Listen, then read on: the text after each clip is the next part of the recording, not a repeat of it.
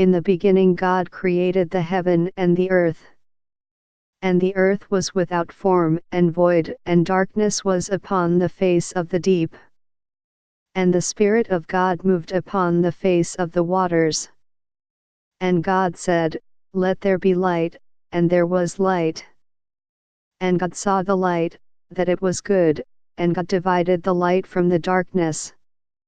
And God called the light day, and the darkness he called night. And the evening and the morning were the first day. And God said, "Let there be a firmament in the midst of the waters, and let it divide the waters from the waters." And God made the firmament, and divided the waters which were under the firmament from the waters which were above the firmament, and it was so. And God called the firmament heaven. And the evening and the morning were the second day.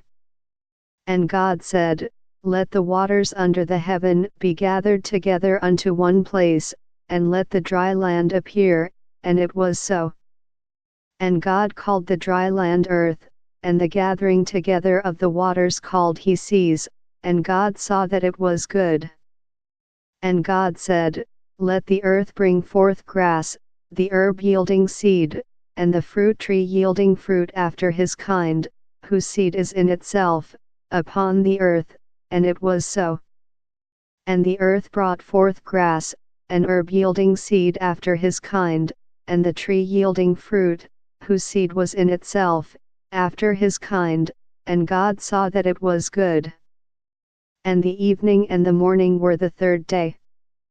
And God said, "Let there be lights in the firmament of the heaven to divide the day from the night, and let them be for signs, and for seasons, and for days, and years. And let them be for lights in the firmament of the heaven to give light upon the earth," and it was so. And God made two great lights, the greater light to rule the day, and the lesser light to rule the night. He made the stars also. And God set them in the firmament of the heaven to give light upon the earth, and to rule over the day and over the night, and to divide the light from the darkness, and God saw that it was good. And the evening and the morning were the fourth day. And God said, "Let the waters bring forth abundantly the moving creature that hath life, and fowl that may fly above the earth in the open firmament of heaven." And God created great whales, and every living creature that moveth, which the waters brought forth abundantly, after their kind, and every winged fowl after his kind, and God saw that it was good. And God blessed them, saying, "Be fruitful, and multiply, and fill the waters in the seas, and let fowl multiply in the earth." And the evening and the morning were the fifth day. And God said, "Let the earth bring forth the living creature after his kind, cattle, and creeping thing, and beast of the earth after his kind," and it was so. And God made the beast of the earth after his kind, and cattle after their kind, and everything that creepeth upon the earth after his kind, and God saw that it was good. And God said, "Let us make man in our image, after our likeness, and let them have dominion over the fish of the sea, and over the fowl of the air, and over the cattle, and over all the earth, and over every creeping thing that creepeth upon the earth." So God created man in his own image, in the image of God created he him, male and female created he them. And God blessed them, and God said unto them, "Be fruitful, and multiply, and replenish the earth, and subdue it, and have dominion over the fish of the sea, and over the fowl of the air, and over every living thing that moveth upon the earth." And God said, "Behold, I have given you every herb bearing seed, which is upon the face of all the earth, and every tree, in the which is the fruit of a tree yielding seed, to you it shall be for meat. And to every beast of the earth, and to every fowl of the air, and to everything that creepeth upon the earth, wherein there is life, I have given every green herb for meat," and it was so. And God saw everything that he had made, and, behold, it was very good. And the evening and the morning were the sixth day. Thus the heavens and the earth were finished, and all the host of them.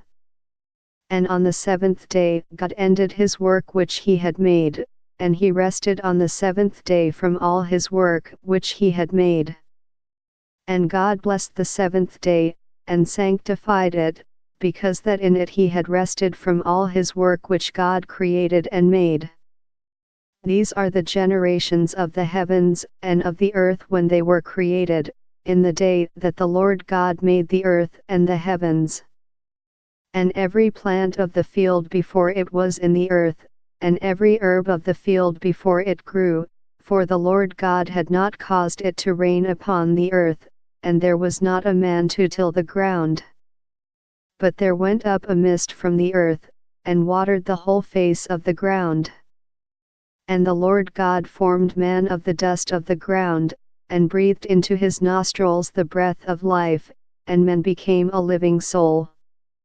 And the Lord God planted a garden eastward in Eden, and there he put the man whom he had formed.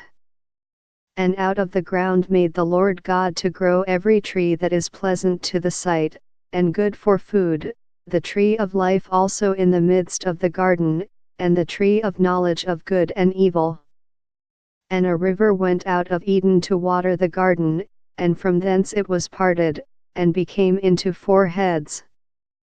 The name of the first is Pison, that is it which compasseth the whole land of Havilah, where there is gold. And the gold of that land is good, there is bdellium and the onyx stone. And the name of the second river is Gihon, the same is it that compasseth the whole land of Ethiopia. And the name of the third river is Hiddekel, that is it which goeth toward the east of Assyria. And the fourth river is Euphrates. And the Lord God took the man, and put him into the garden of Eden to dress it and to keep it. And the Lord God commanded the man, saying, Of every tree of the garden thou mayest freely eat.